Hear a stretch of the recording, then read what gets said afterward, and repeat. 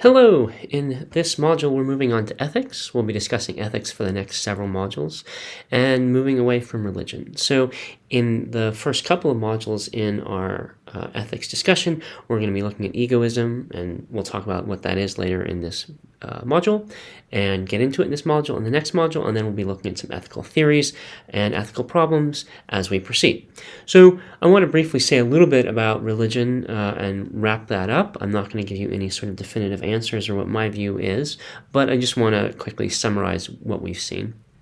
So we talked first about whether or not God exists, what might God be, and one conception of God is that God is a perfect being, so all-powerful, all-knowing, perfectly good, created the universe, and because God is perfectly good, has our best interests at heart.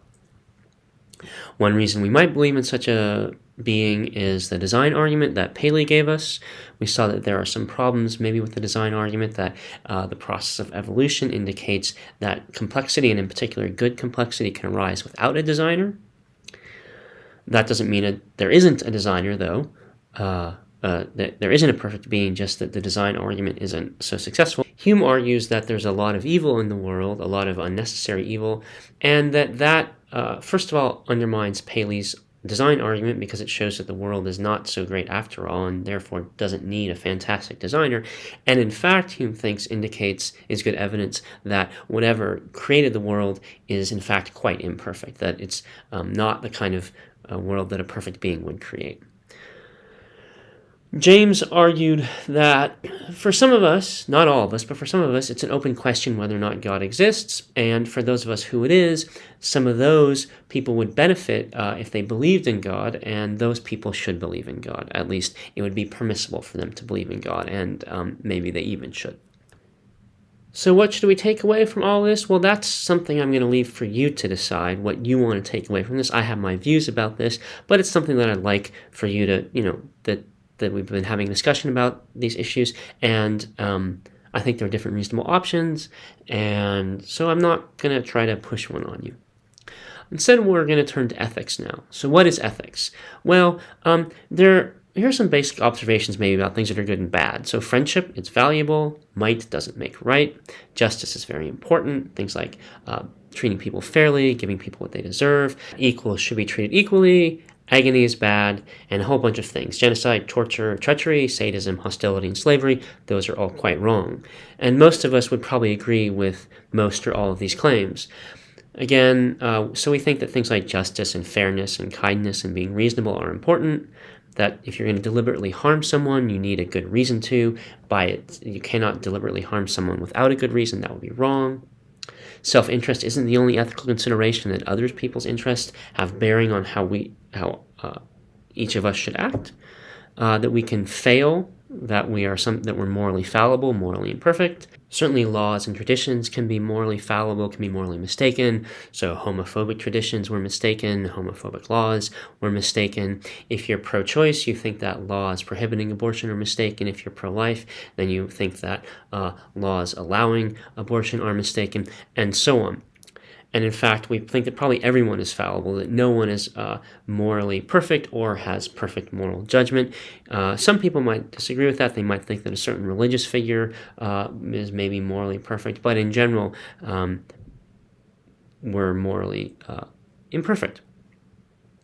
And we might think that ought implies can, so if we say you ought to do something, then it's possible for you to do it, and that children have less moral responsibility than adults. So these are a bunch of sort of moral observations, and I want to and focus in on one and more in a little bit more detail. But I think that is and ought are not the same thing. So it's one thing to say I will keep my promise, and it's a different thing to say I should keep my promise. They both might happen. It might be that I will keep my promise and I should, so I do what I should, or it might be that neither of them are the case, and I'm in a situation where I shouldn't keep my promise and I don't, but one or the other could be true and the other false. So maybe I will keep my promise when I shouldn't, or maybe I should keep my promise but I don't. They're different claims. Again, we can distinguish between the fact that I am happy and that it's good that I'm happy. And we might in general think that those go together. If I am happy, it's good that I'm happy. But sometimes we think no, if someone has done something evil or wrong and they're happy as a result, we think, oh, maybe it's not good that they're happy. They're being happy about having done something wrong, and that's a mistake. So again, we can see that even here, maybe we don't think that even these go together. So in general, we want to say that there are claims about how things are, and those are different from claims about how things should be, how things ought to be, or which things are good and bad. The is claims we can think of as descriptive claims. The ought claims and the good claims are evaluations. They're evaluations, right? So what is ethics? Ethics is about evaluative topics. It's about what's good and bad. It's about what's just and unjust, what's valuable and not valuable, and so on. What should I do? What shouldn't I not do? What is it okay for me to do? What is it not okay for me to do? And so this is distinct from things like what is legal to do. Sometimes the law will allow you to do something that would be unethical. Sometimes the law doesn't allow you to do something that would be good. That's why we change our laws, because we think often our laws are ethically mistaken. Abortion being one example. It's distinct from etiquette. How do you treat people politely? Sometimes maybe it's the right thing to do to treat someone politely, but sometimes it's not. And different cultures have very different etiquettes, and there are probably ways in which ethics is more universal than specific cultural etiquettes, which are maybe implementations of general morality. It's distinct from self-interest because we're taking into account others' interests, and it's distinct from tradition because, again, traditions can be mistaken, can be ethically mistaken. So here are maybe 4 principles that we might think are sort of general ethical claims. You shouldn't impose unnecessary harm. You ought to be nice to others, all other things equal. You ought to act justly, and you ought to tell the truth. But we might have lots of questions about these duties and rights and what's good and bad and what you ought to do and what's fair and just and so on. Is it okay to kill animals? If so, when? Is it okay to kill them because you want to wear their skin? Is it okay to kill them because you want to eat their flesh? If so, always when? Is it okay to kill an innocent person if doing so will save others? Is it okay to have or perform an abortion?